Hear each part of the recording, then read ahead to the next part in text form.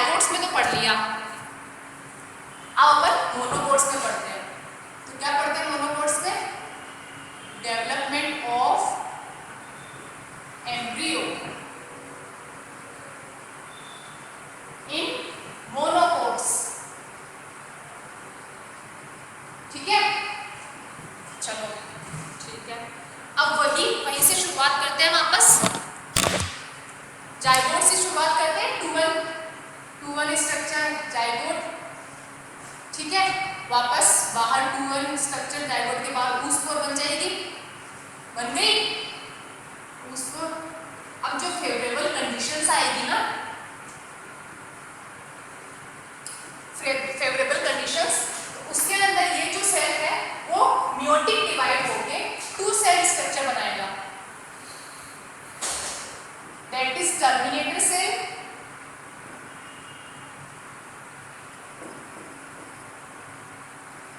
और ये basal cell.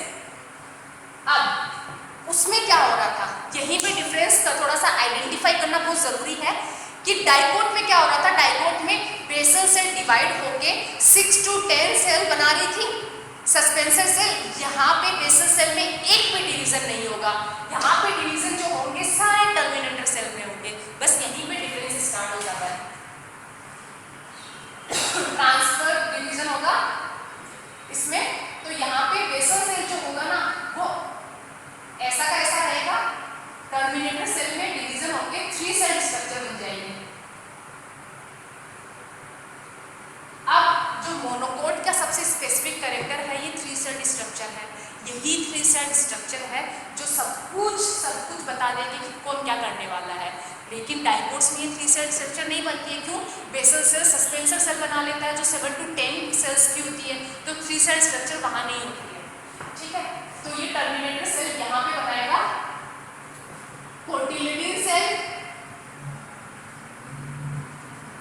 Then embryonal axis cell, then basal cell. ठीक है, ये होने वाला है, ये है 2 सेल स्ट्रक्चर और ये है 3 सेल स्ट्रक्चर। बेटा बहुत इंपॉर्टेंट बात बता रही हूं मैं आपको, ये जो मोनोकोट का स्पेसिफिक कैरेक्टर है। ठीक है, अब ये जो 3 सेल स्ट्रक्चर है इसमें क्या होता है कि जो बेसल सेल होती है ना, ये बेसल सेल होती है ना, ये एनलार्ज होके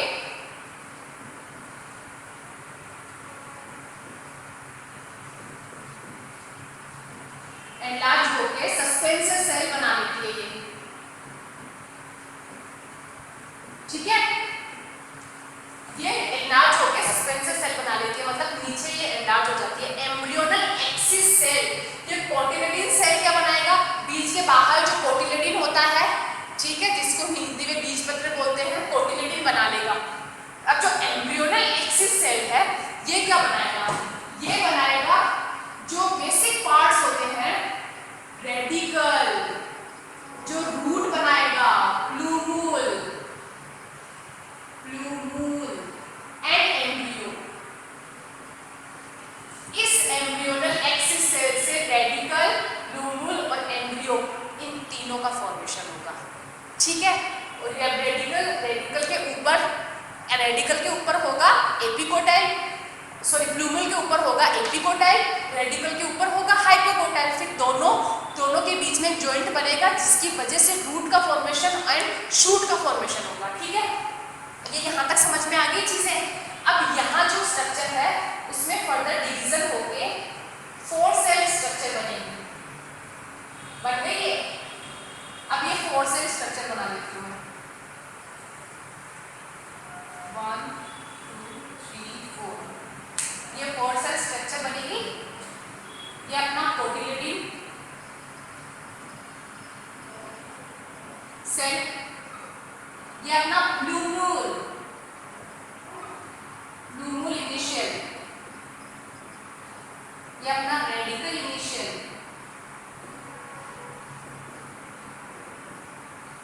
और ये suspensor cell. 4 cell structure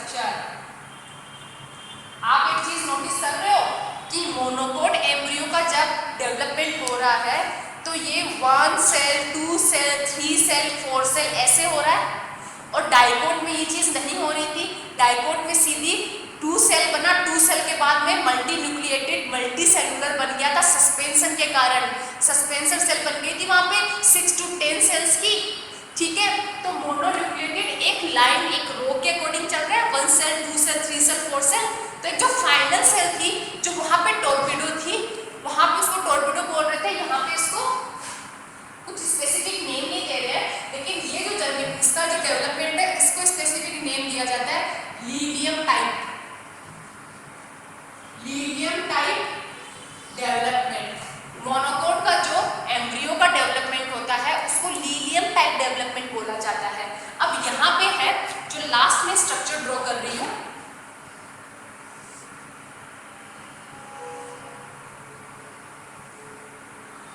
last में ये स्ट्रक्चर बनेगी यहाँ पे।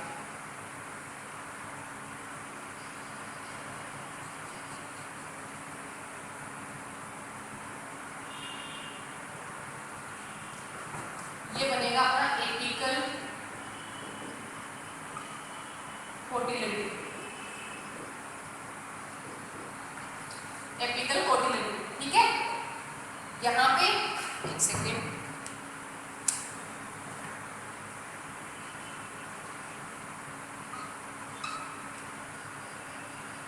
ये जो स्ट्रक्चर है ना बच्चा,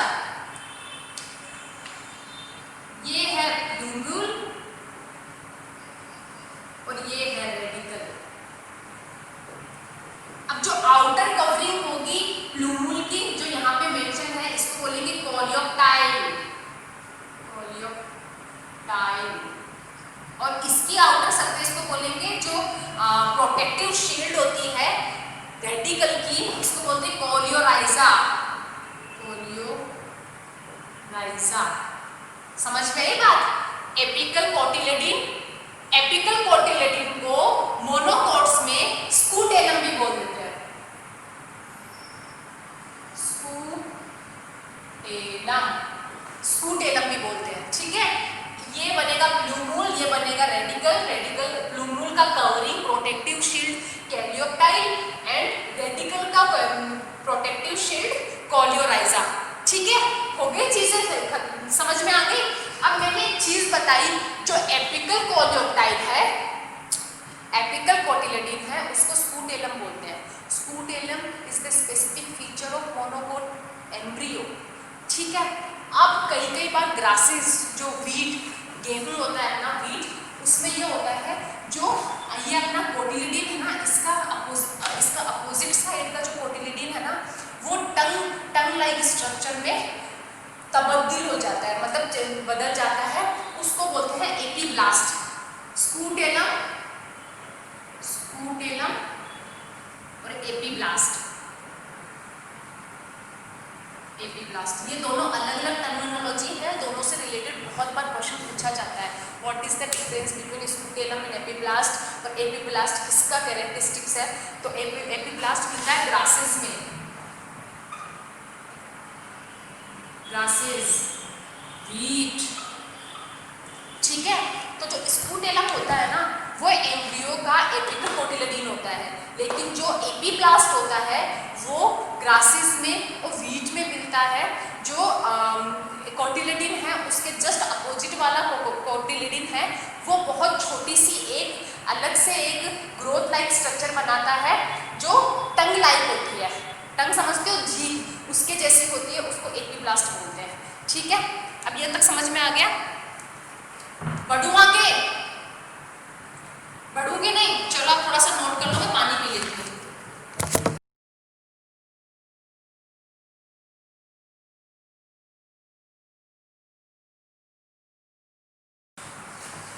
चलो अब अपन नेक्स्ट टॉपिक स्टार्ट करते हैं अपना, दैट इज एंजियोस्पर्मिक सीड।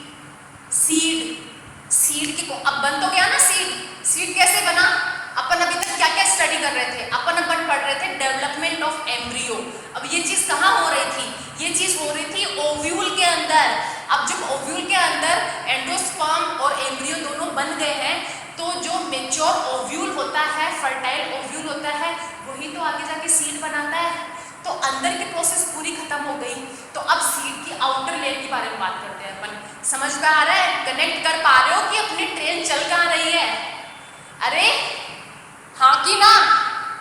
समझ में आ रहा ना तुम कौन सी ट्रैक पे है?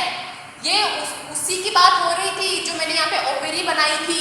ओवेरी से फ्रूट बनेगा, अंदर फिर था एनाट्रोपिस टाइप का ओव्यूल, एनाट्रोपिस टाइप के ओव्यूल के अंदर मैंने बताया था एम्ब्रियो सेक के अंदर एंडोस्पर्म एम्ब्रियो, उसको निकाल के बाहर पूरी स्ट्रक्चर करवा दी, डेवलपमेंट करवा दिया। अब डेवलपमेंट के बाद सीड बन गया है, तो सीड के पार्ट्स भी तो पढ़ने पड़ेंगे। तो अपना टॉपिक है angiospermic seed.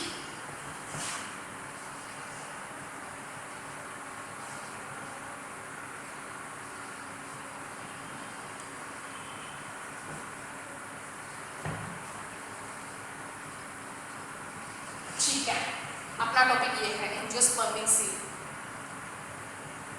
A seed is consist of 3 parts। कौन कौन से 3 पार्ट्स होते हैं? 3 parts। First one is cotyledon,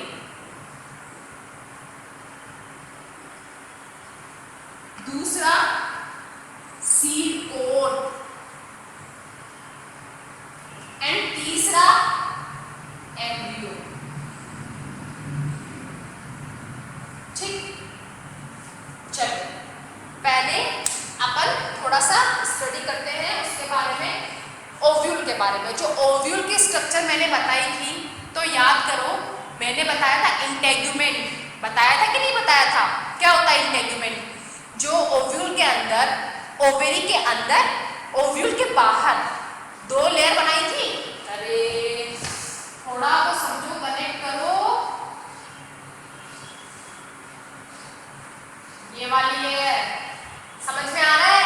first inner integument, outer integument. तो जो ये आउटर इंटेगुमेंट होगा उसका डेवलपमेंट होके अपन एम्ब्रियो सेक के अंदर जो हो रही थी हलचल वो सारी डिस्क्राइब कर ली। अब आउटर का भी कर लेते हैं। अब जो आउटर इंटेगुमेंट होगा वो बनाएगा टेस्टा, बहुत हार्ड होगा, लेदरी होगा, इम्परमेबल होगा। इनर टेगुमेंट होगा वो बनाएगा tegmen, testa tegmen, testa tegmen, फटाक से याद आना चाहिए। अब एक बताती हूँ, bitegmic, unitegmic. Bitegmic ovule will form both testa and tegmen. Unitegmic ovules will form only tegmen. क्या बोला मैंने? Bitegmic, bitegmic, unitegmic. बाइटेगमिक मतलब जिसके बाहर, जिस ओव्यूल के बाहर दोनों लेयर हो, इनर इंटेगुमेंट भी हो, आउटर इंटेगुमेंट भी हो। तो इनर उसको बोलते हैं बाइटेगमिक। जिसके बाहर केवल एक टेगमेंट होता है वो यूनिटेगमिक होगा। तो यूनिटेगमिक होगा that will form only tegmen, और जो बाइटेगमिक होगा वो टेस्टा और टेगमिक दोनों फॉर्म करेगा। अब मैं थोड़ा सा साइंटिफिक लैंग्वेज में तो बता दिया, अब मैं थोड़ी इजी लैंग्वेज में बताती हूँ। अपन इमली खाते हैं, इमली का बीज होता है ब्लैक, थोड़ा सा ब्राउनिश ब्लैक कलर का, वो उसका बाहर को उसको चबा के देखना, बाहर की लेयर कितनी हार्ड होती है, होती कि नहीं होती है? होती है। फिर भी बच्चे ना उसमें वो कौन सा कोई गेम होता है चंगापो, चंगापो खेलते हैं। तो चंगापो खोलने के वो जो बाहरी लेयर है ना, दैट इज कॉल्ड टेस्टा।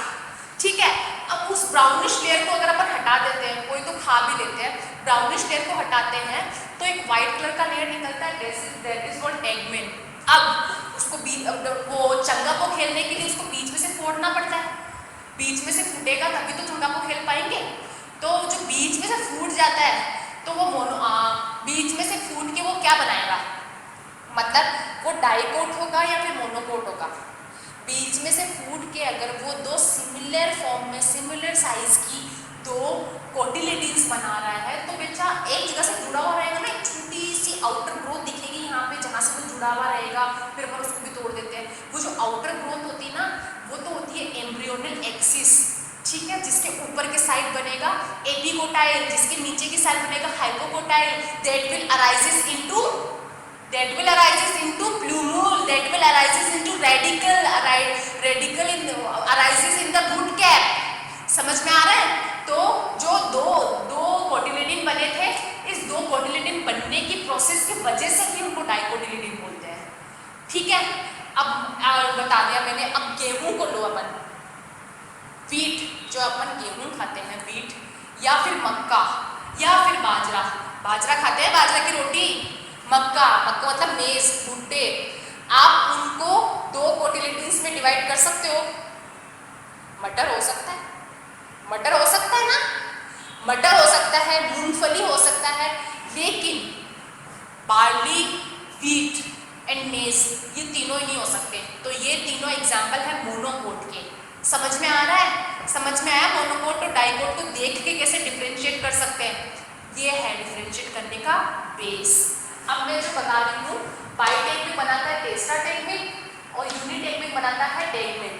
तो जो सीड कवर वाला, सीड कोट वाला पार्ट है ना, ये अपना जो मैंने भी मेंशन किया है, ये टेस्टा और टेगमेन बना लेगा। ठीक है, अब अंदर आओ, अंदर आओ। ये टेस्टा टेगमेन बन गया, तो इसमें एक फ्यूनिकुलस, एक स्ट्रक्चर और होती है जिसको हम फ्यूनिकुलस बोलते हैं।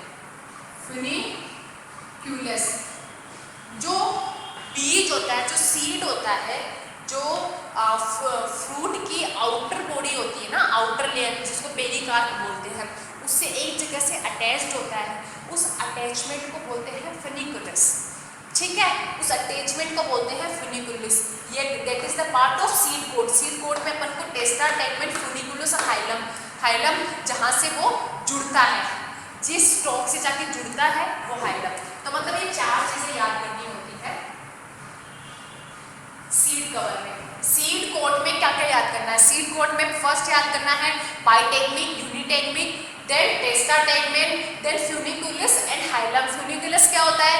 जो पेरिकार्प होती है, जो फ्रूट के आउटर बॉडी होती है, उससे जो सीड जुड़ा हुआ होता है उसको फ्यूनिकुलस होता है। फ्यूनिकुलस थैलेमस से जहाँ जुड़ता है वो देन हाइलम। अब अपन आता है कोटिलिडीन। कोटिलिडीन बचा, मैंने अभी अभी एक्सप्लेन किया आपको।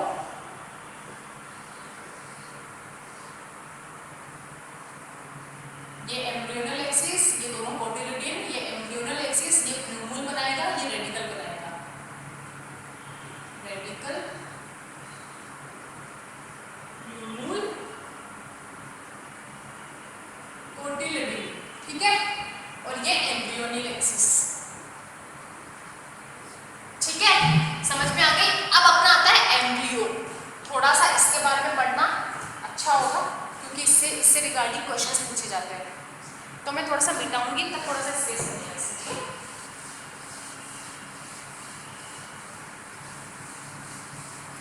अब इसमें एक चीज पढ़नी होती है बेटा, endospermic seed and non endospermic seed, या फिर इसको अपन बोल सकते हैं एल्बुमिनस सीड या फिर नॉन एल्बुमिनस सीड। जो अपना मोनोकोट होता है, अब ये भी जिसका नाम लिया मैंने, वीट, बार्ली,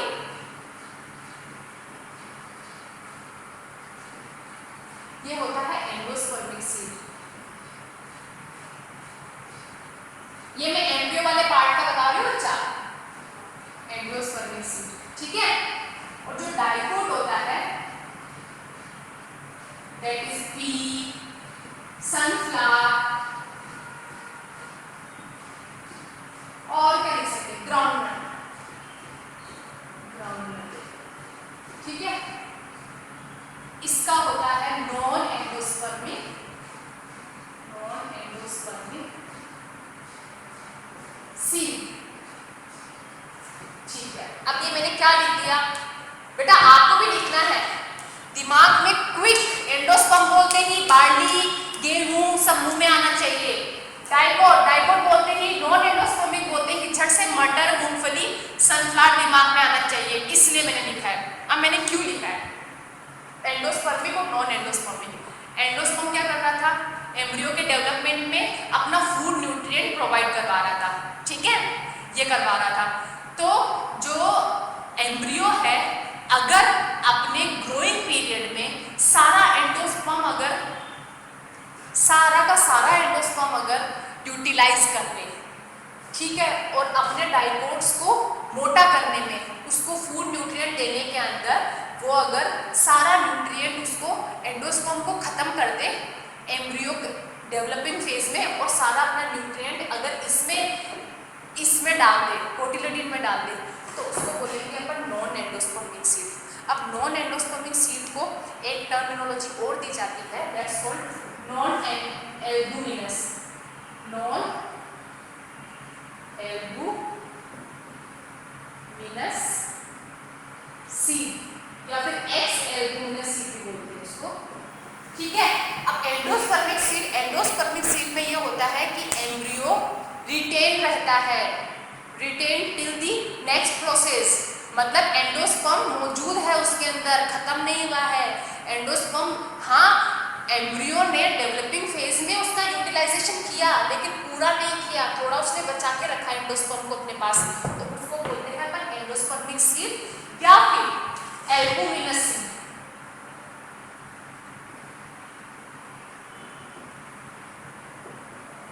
ठीक है। अब ये जो स्टोरेज होता है वो किस फॉर्म में होता है, फूड का स्टोरेज वो होता है स्टार्च फॉर्म में। जो अपन इमली है, इमली के जो दो पार्ट बन जाते हैं, या फिर मूंगफली के जो फोड़ते ही दो पार्ट बन जाते हैं, या फिर मटर के दो पार्ट बन जाते हैं, ये क्या है, ये बचा हुआ एंडोस्पर्म, जो एंडोस्पर्म को पूरा यूटिलाइज करके कोटिलिडन को थिक मोटा बनाने के लिए जो एक प्रोसेस होती है उसका रिजल्ट है। समझ रहे हो, जो मोनोकोट्स में नहीं हुई है लेकिन डाइकोट्स में हो गई है, ठीक है, समझ में आ रहा है। अब मैंने एक चीज बताई थी, जो डाइकोट्स का डेवलपमेंट बताया था उसमें पोस्टोरिया सेल बनाई थी ऊपर ही ऊपर, याद करो उधर के साइड। अभी तो बेटा एक दिन भी नहीं हुआ है, अभी शायद 10 मिनट पहले ही बताइए मैंने ये चीज। पोस्टोरिया सेल क्या कर रही थी, पोस्टोरिया सेल कर रही थी nucellus to sucking the food nutrient from the nucellus part, ठीक है। अगर वो न्यूसेलस पार्ट से पूरा सक कर लेती है तो ठीक है, वो सारा सस्पेंसर सेल को प्रोवाइड करवा देगी न्यूट्रिएंट। नहीं कर पाती है, नहीं कर पाती है तो वो एक स्ट्रक्चर बना लेती है जिसको बोलते हैं, कहाँ लिखा जाए, यहाँ लिखा जाए, मिटा दूँ ना, पक्का लिख ले, वो लिख लो या ना सारा कुछ। चलो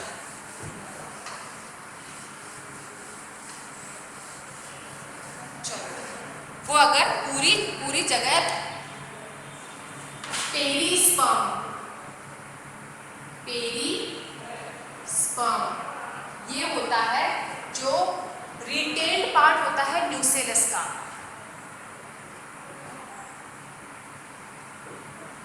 रिटेन्ड पार्ट ऑफ न्यूसेलस।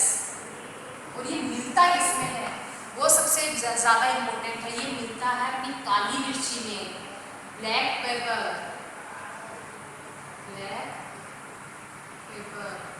काली मिर्च में मिलता है ये।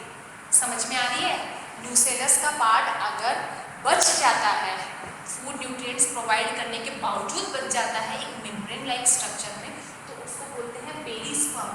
और ये पेरिस्पर्म मिलता है किसमें है, ये ब्लैक पेपर में मिलता है। अब मैं एक छोटा सा एक चीज एग्जाम्पल बताऊंगी, जो है कैस्टर का। कैस्टर होता है अरंडी, अरंडी का तेल भी आता है ना, कैस्टर ऑयल आता है ना।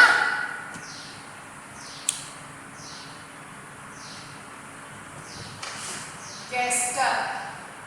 अब बेटा जो नोट्स बना रहे हो ना, उनके फायदे की बात बता रही हूँ, जो नहीं बता रहे, सिर्फ लेटे लेटे देख रहे वीडियो ईयरफोन्स लगा के, उनको याद रह जाए तो उनका भी फायदा है, समझ रहे हो। लेकिन जो नोट्स लिख रहे हैं ना, उनके लिए आपके 4 मार्क्स यहीं पे सिक्योर करने का फायदा बता रहे हो।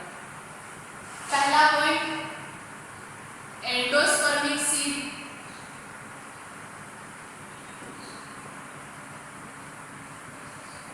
दूसरा पॉइंट पेरिस्पर्म,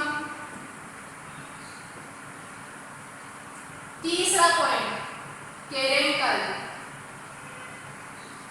ये कैरेंकल क्या होगा, कैरेंकल क्या है, कैरेंकल है आउटर ग्रोथ ऑफ इंटेगुमेंट, जो इंटेगुमेंट थी ना मेम्ब्रेनस, ठीक है। तो इसका कैरेक्टर, अब ये तीनों चीजें एक जगह मिलती है, वो है कैस्टर का सीड। कैस्टर का सीड है वो एंडोस्पर्म में होता है, पेरिस्पर्म में मिलता है और कैरेंकल भी मिलता है। कैरेंकल है outer growth of integument, outer growth of integument, ठीक है। आगे बात समझ में, सीड के बाहर मिलती है ये ग्रोथ, कैस्टर, समझ में आई बात? चलो, अब ये चीजें समझ में आ गई जो मैंने आपको एक बार बताई थी कि कौन सा है क्या है। अब मैं एक बार देखती हूँ आपका कौन सा टॉपिक छूट गया है। कुछ नहीं छूटा, कंप्लीट। अब बच्चा अगला जो ना सेशन होगा उसमें अपन पढ़ेंगे सीड जर्मिनेशन, सीड डोरमेंसी और एपोमिक्सिस। एपोमिक्सिस क्या, अपन ने सेक्सुअल रिप्रोडक्शन तो पढ़ लिया था, उसके बाद मैंने बताया था एपोमिक्सिस। तो अपना आज का सेशन यही खत्म करते हैं अपन। नेक्स्ट क्लास में अपन जो 3 टॉपिक्स छूट रहे हैं इस चैप्टर के, वो अपन कवर करेंगे। Okay, have a nice day, thank you so much, bye.